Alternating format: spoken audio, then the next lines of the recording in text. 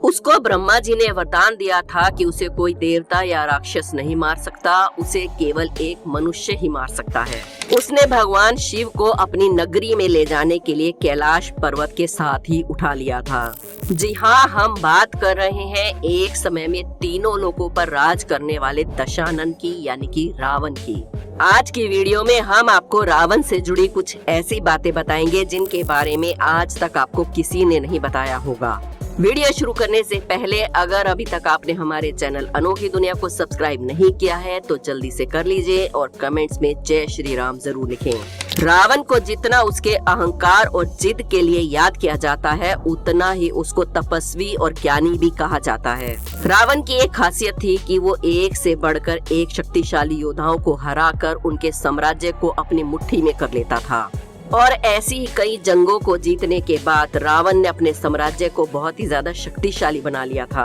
लेकिन रावण की एक खास बात थी कि वो केवल उसी राजा के ऊपर हमला करता था जिससे उसके साम्राज्य को कोई फायदा हो, जैसे कि उस राजा के पास धन दौलत हो या फिर रानियां हो, राजकुमारियां हो या फिर उसके साम्राज्य में जमीन बंजर ना हो। अगर उसके सैनिक किसी ऐसे साम्राज्य पर कब्जा कर लेते थे जो उसकी इन बातों के खिलाफ हो तो वो उस साम्राज्य को स्वीकार नहीं करता था। इसके अलावा भी रावण के कई रूप थे, जैसे कि वो एक असुर था और साथ ही महाज्ञानी पंडित भी था। कई लोग रावण को एक राक्षस मानते हैं तो कई लोगों का कहना है कि वो एक ब्राह्मण था, लेकिन सच्चाई तो ये है कि वो एक राक्षस भी था और एक ब्राह्मण भी था। दरअसल रावण के पिता एक ब्राह्मण थे और रावण की माता कैकसी एक राक्षसी थी। रावण के माता पिता ने प्रेम विवाह किया था, इस कारण वो ब्राह्मण था लेकिन उसके अंदर राक्षसों के भी कुछ गुण थे। ये तो हम सब जानते ही हैं कि रावण एक बहुत बड़ा शिव भक्त था और ये भी कहा जाता है कि उस समय पूरी दुनिया में रावण से बड़ा कोई और शिव भक्त दूसरा नहीं था। एक बार रावण ने फैसला किया कि वो शिवजी को लंका में ही ले आएगा, इसलिए उसने शिवजी के साथ पूरे के पूरे कैलाश पर्वत को ही उठा लिया। वो अपनी शक्ति के घमंड में इतना चूर हो चुका था कि ये भी नहीं समझ पाया कि जो स्वयं महाकाल है उन्हें वो उनकी इच्छा के बिना नहीं ले जा सकता। भगवान शिव ने उसका घमंड तोड़ने के लिए कैलाश पर्वत पर अपना पैर रख दिया। इसके बाद पर्वत वापिस अपने स्थान पर आ गया और रावण का हाथ कैलाश पर्वत के नीचे दब गया। इसके बाद रावण दर्द से चिल्लाने की जगह जोर जोर से शिव तांडव करके भगवान को प्रसन्न करने लगा। उसके तांडव नृत्य को देखकर भगवान शिव सोचने लगे कि इतने दर्द में भला कोई शिव तांडव मुझे प्रसन्न करने के लिए कैसे कर सकता है। रावण के इस दृश्य को देखकर शिवजी ने दशानन को रावण का नाम दिया, जिसका अर्थ होता है जोर जोर से दहाड़ना। प्राचीन ग्रंथों के अनुसार रावण ने लंका को अपने सौतेले भाई कुबेर से बलपूर्वक छीना था, लेकिन रावण एक इतना अच्छा शासक था कि उसकी प्रजा कुबेर के समय से भी ज्यादा उसके समय में खुश थी। कई लोग तो रावण को आज भी श्रीलंका में भगवान की तरह पूजते हैं। लंका में ही नहीं, भारत में भी कई जगहों पर रावण को जलाया नहीं जाता बल्कि श्री राम की तरह पूजा जाता है।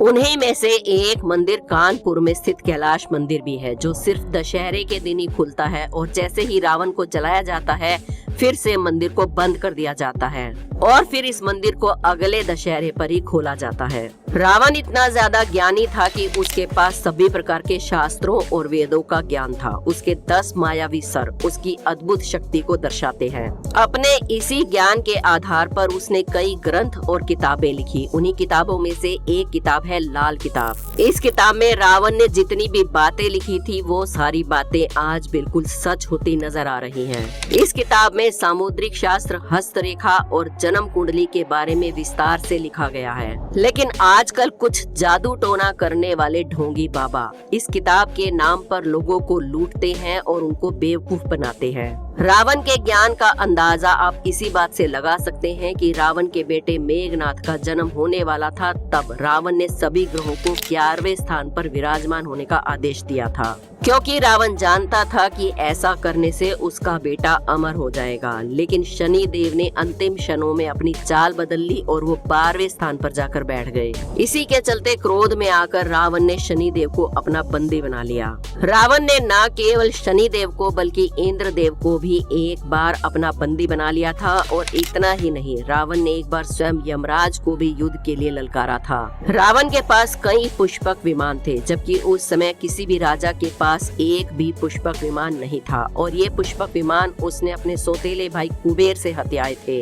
ये सारे पुष्पक विमान रावण की शक्ति का प्रमाण थे। इन सारे पुष्पक विमानों की खास बात ये थी कि इनकी गति को अपनी मर्जी से कम या ज्यादा किया जा सकता था।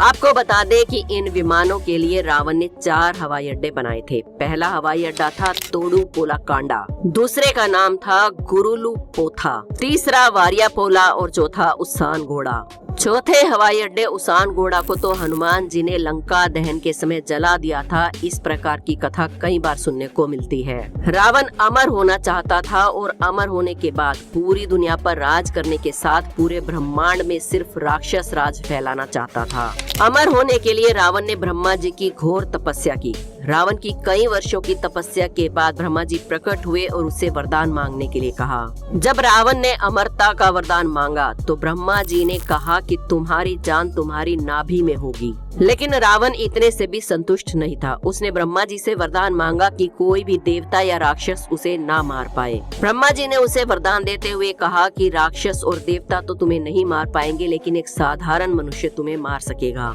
उस समय अपनी शक्ति के घमंड में रावण ने सोचा कि कोई साधारण मनुष्य मुझे कैसे मार सकता है, लेकिन उसका वध करने के लिए भगवान विष्णु को श्री राम के रूप में साधारण मनुष्य बनकर धरती पर आना पड़ा। पौराणिक कथाओं के अनुसार रावण और उसके भाई कुंभकर्ण को भगवान स्वयं खुद मारने के लिए धरती पर आएंगे, ऐसा पहले ही लिखा जा चुका था। कहा जाता है कि रावण और कुंभकर्ण भगवान विष्णु के पहरेदार हुआ करते थे। उस समय उनके नाम जय और विजय थे। भगवान विष्णु से जुड़े होने के कारण उन दोनों में बहुत ज्यादा घमंड आ गया था। एक दिन कुछ ऋषि भगवान विष्णु से मिलने आए और उन दोनों ने ऋषियों को अंदर नहीं जाने दिया। तब उन ऋषियों को बहुत गुस्सा आया और उन्होंने श्राप देते हुए कहा कि भगवान विष्णु से जुड़े होने के कारण तुम लोग बहुत ज्यादा घमंडी हो गए हो, इसलिए अब तुम उनसे दूर हो जाओगे। तुम दोनों धरती पर जन्म लोगे। तब जय और विजय ऋषियों से माफी मांगने लगे।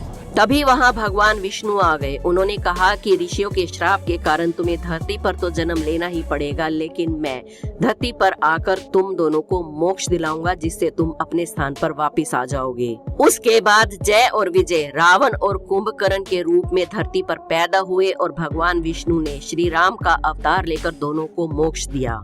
इसी कथा के आधार पर कहा जाता है कि रावण और कुंभकर्ण को पहले से ही पता था कि भगवान विष्णु श्री राम का अवतार लेकर धरती पर आएंगे और उनका वध करके उन्हें मोक्ष देंगे, और वो दोनों फिर से भगवान विष्णु के पहरेदार बनकर अपने पुराने स्थान पर पहुंच जाएंगे। उम्मीद करते हैं कि आज की वीडियो में आपको रावण के बारे में कुछ ऐसी बातें पता चली होंगी जो आपको पहले किसी ने नहीं बताई थी। वीडियो पसंद आई हो तो एक लाइक जरूर करें। हमारे चैनल अनोखी दुनिया को सब्सक्राइब करके बेल आइकन को प्रेस करना ना भूलें। कमेंट्स में जय श्री राम जरूर लिखें। कल फिर मिलेंगे एक और वीडियो में। जय श्री राम।